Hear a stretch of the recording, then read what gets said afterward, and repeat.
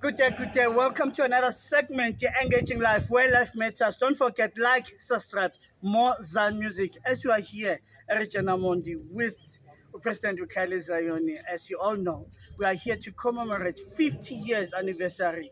Here, the students, or learners, Zagu, June 16, 1976. I'm not here to say it all. We are here to honor the invite. All, Ngigelela kumkhulu. Cool, greetings. Ngiyabingelela kini nonke balaleli emakhaya. uNkulunkulu akabemuhle. Sila eRegina Mundi.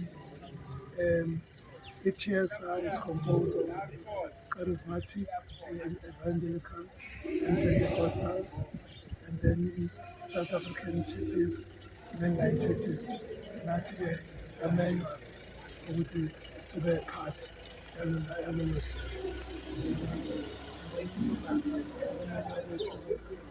ukuthi kwenziwa 50 years kuJune 16 ijubile. Sizothi-ke ijubile ebhayibhelini is-restoration. Sesizocela-ke ukuthi abantu abasha bonke abake babe nesimo sokucabanga iy'mpilo zabo, hhayi utshwala, hhayi izinto eziseceleni, kodwa ama-morals awaphakame, bamthande uNkulunkulu. Lalelani la, into yama-rights ayiqhamuki kuma-politician, isezweni. Into yokuthi akufuneki ubandlululo ayizi kusezweni. Into yokuba nokunakekela nesihawu kusezweni. Into yokuthi sithandane irrespective yokuthi simhlobo muni kusezweni. Therefore njengoba silwela ukuthi abantwana bethu, whether you are white, colored, Indian or black, uthandane. Yabo. And isimo esikuso manje semanje akusikho ukuthi na ungayibheka kahle lento idalwa ukuthi kune-xenophobia, kodwa idalwa ukuthi kunobugebengu obukhulu. There's great crime engasolveki. So we are saying uNkulunkulu akanisize nonke, nimthande-ke uNkulunkulu bantu bami, nime fast. Kodwa ngipromota ukuthi uNkulunkulu uyasiza. It was two prayers, guys. Abantu bele emahlathini ukuthi kungabi ne-civil war la eSouth Africa. Otherwise, if there was no prayers, kungabi kune-civil war. Let the church stand. Izinto ezenzeka within ebandleni uNkulunkulu akayichithe.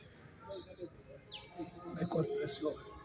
Before sikudedela mkhulu, usisi uzozisho ukuthi ubani, but my main question is to both of you. Do you think the students of 1976, what they were fighting for, are we still holding up to that mandate 50 years looking back? No, I don't think so.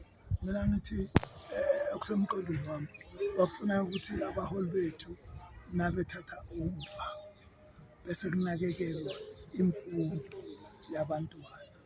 Imali yonke ifakwe emfundweni from primary up to tertiary up to university, ukuthi we are building the future.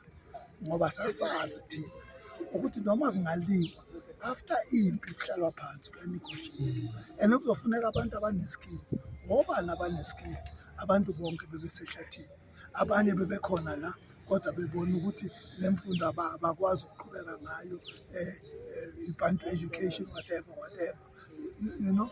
Kodwa le nto le ye-education okufuneka ngabe i-education esiyenziwe manje ukuchitha i-Bantu education, ngabe sine-education ekahle.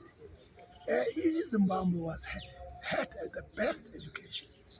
Those people are well educated. Ukube kwathathwa lokho kwalethwa la saqhubeka ngabe right. Mina nginalokho nje ukuthi abantwana bethu yabo ababekulwela akuzange kufezwe. Ngilethe nami uphumla ngizokhuluma isayiti lakhe elami iphelile yami, mina bengikhulumela. God bless you.